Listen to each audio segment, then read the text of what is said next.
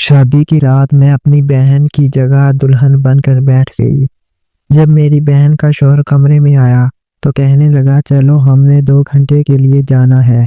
वो मुझे एक आदमी के पास ले गया जिसको देखकर मेरे होश उड़ गए।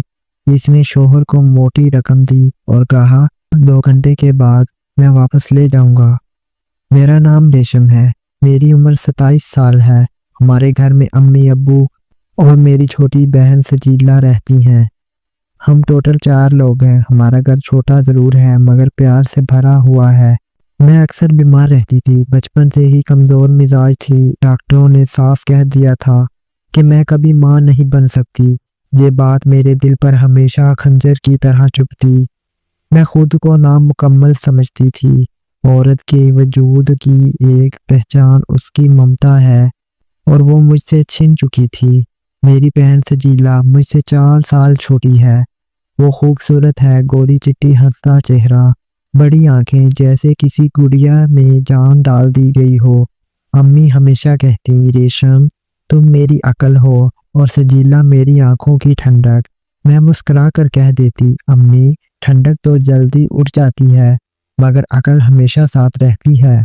वक्त गुजरता गया। सजीला के लिए रिश्ते आने लगे। एक दिन एक माजिद घराने से लोग आए। लड़के का नाम फयाज था। शर्मीला, खामोश, तबा मगर अमीर घर का था। अम्मी अब्बू खुश हुए। सब ने हाँ कर दी। मैंने दिल में दुआ की कि मेरी बहन की जिंदगी खुशियों से भर जाए। निकाह से एक दिन पहले घर में रौनक थी। मैंने खुद अपनी बहन के हाथों पर मेहंदी लगाई। सजीला शर्म से बोली, आप भी तो शादी कर लीजिए बाजी। मैं जबरदस्ती हंसी। मेरे नसीब में मेहंदी कहाँ सजीला। मेरे दिल ने कहा, मेरी बहन को वो खुशियां मिले जो मुझे नहीं मिल सकी। निकाह वाले दिन सब कुछ अच्छा हुआ। रात को रुखसती थी। अम्मी बहुत रो रही, अब्बू आंखों में आंसू छुपा रहे थे। सजीला के जाने के बाद घर सन्नाटे में डूब गया। मैं बहन के कमरे में गई, इसके बिस्तर पर बैठ गई। कमरा दुल्हन की खुशबू से भरा था। गुलाब के पत्ते, लिपस्टिक की खुशबू और बेड पर लाल जोड़ा रखा था। मैंने हाथ से वो जोड़ा छुआ। दिल अजीब सा हो गया। मेरे अंदर एक खामोश हसरत जागी कि काश कभी मेरे नसीब में भी ऐसा लम्हा आता। मैंने वो जोड़ा उठाकर अपने ऊपर रख लिया। बस लम्हाती ख्याल था। इसी वक्त बाहर से शोर हुआ, दुल्हन बैठी है ना। मैं घबरा गई। ये फयाज की आवाज़ थी।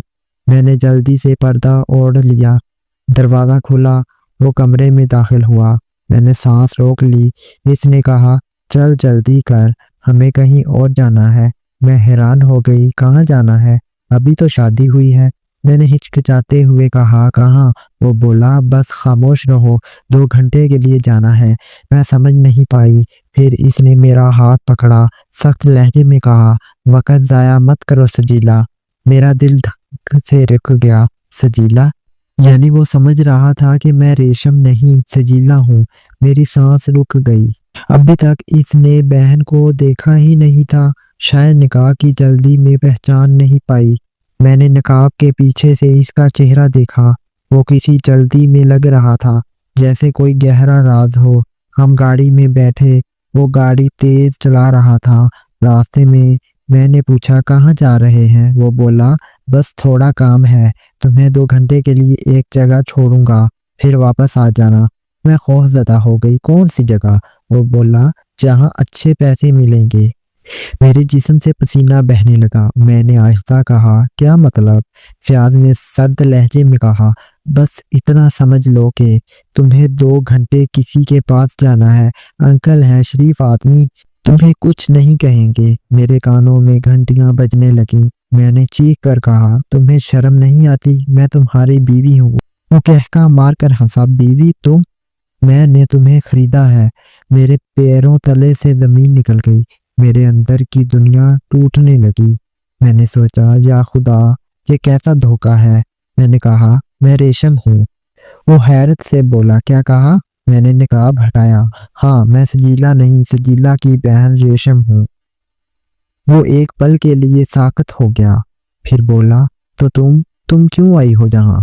मैं रो पड़ी, गलती से, मैं बस कमरे में थी, तुम आ गए। फयाद ने गुस्से से स्टीयरिंग पर हाथ मारा। लानत है, सब बर्बाद हो गया। मैं डर कर पीछे हो गई। इसने गाड़ी मोड़ी और खामोशी से वापस चला गया। रास्ते भर मैं सिर्फ एक ही दुआ मांगती रही, या अल्लाह मेरी बहन को इस दरिंदे से बचा ले। जब घर पहुंची तो दिल कांप रहा था। अम्मी अब्बू सो चुके थे। मैंने खुद को कमरे में बंद कर लिया। रात भर नींद ना आई। मेरी सांसें तेज थीं। मैंने अल्लाह से फरियाद की, मैं बीमार ज़रूर हूँ, कमज़ोर ज़रूर हूँ, मगर इतनी कमज़ोर नहीं कि किसी शैतान का राज छुपा सकूं।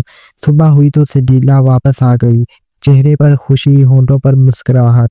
मैंने इसे गले लगाया और दिल में फैसला किया, मैं अपनी बहन को बचा कर रहूंगी, चाहे अपनी जान क्यों ना चली जाए। सुबह सुबह की किरणें खिड़की से अंदर आ रही थीं, मगर मेरे अंदर अंधेरा फैला था।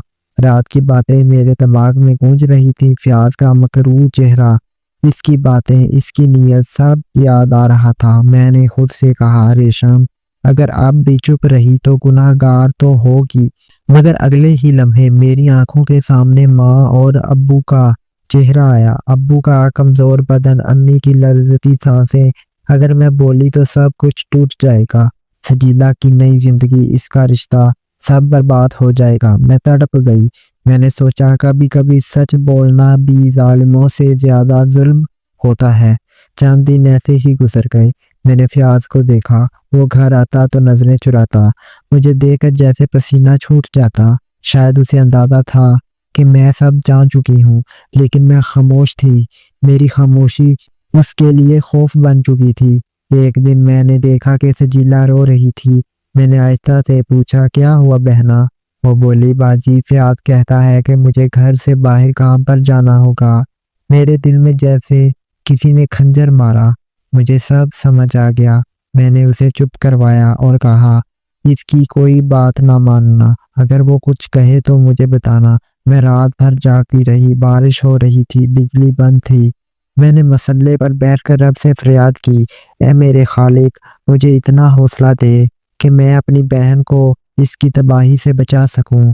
मैं बीमार ज़रूर हूं, मगर बेबस नहीं। सुबह मैंने एक फैसला किया, अगर मैं अपनी बहन के लिए कुर्बानी ना दे सकी तो मेरा वजूद बेकार है। मैंने अम्मी से कहा, अम्मी मैं चाहती हूँ कि सजीला कुछ दिन के लिए आपके पास रहे। अम्मी हैरान हुई, क्यों बेटा? मैंने बहाना किया, बस इसके आराम के लिए। नई शादी है, इसे घर की याद आ रही है। इसी दिन जब फयाद घर आया तो मैंने इससे बात की। मैंने कहा, फयाद अगर पैसे की ज़रूरत है तो मैं काम करूंगी, तुम्हें मेरी बहन को मजबूर करने की ज़रूरत नहीं। वो तंजिया हंसा, तुम बीमार हो, तुम क्या करोगी? मैंने मजबूत लहजे में कहा, मैं कुछ भी कर लूंगी, मगर अपनी बहन को तुम्हारे हाथों रुसवा नहीं होने दूंगी। इसने गुस्से से कहा, तुम क्या समझती हो, तुम मुझे रोक लोगी? मैंने कहा, नहीं, मैं तुम्हें नहीं रोकूंगी, तुम्हें तुम्हारा ज़मीर रोकेगा। मेरी बात पर वो साकत रह गया। पहली बार इसके चेहरे पर खौफ दिखाई दिया। मैंने इसकी आंखों में आंख डाल कर कहा, जिस औरत की कोख खाली हो उसके दिल में खुदा जगह दे देता है। मैं माँ नहीं बन सकती, मगर एक औरत को तबाह होने से बचा सकती हूँ। यही मेरी इबादत है। मैंने इसके बाद सबके सामने कुछ नहीं कहा, बस एक दिन खामोशी से अपना सामान समेटा, अम्मी के कदमों में सर रखा और कहा, अम्मी मैं हिज्जत तमाम करके जा रही हूँ। अगर किसी दिन तुम्हें मेरी बहन हंसती दिखाई दे तो समझ लेना कि रेशम की दुआ कबूल हो गई। मैंने शहर छोड़ दिया। कहाँ गई किसी को खबर नहीं। मैंने एक यतीम खाने में काम शुरू कर दिया। वहाँ बेसहारा बच्चियों को सिलाई, पढ़ाई और इज्जत से जीने का हुनर सिखाने लगी। मेरी कमजोरी मेरा हौसला बन गई, मेरे आंसू मेरी ताकत बन गए।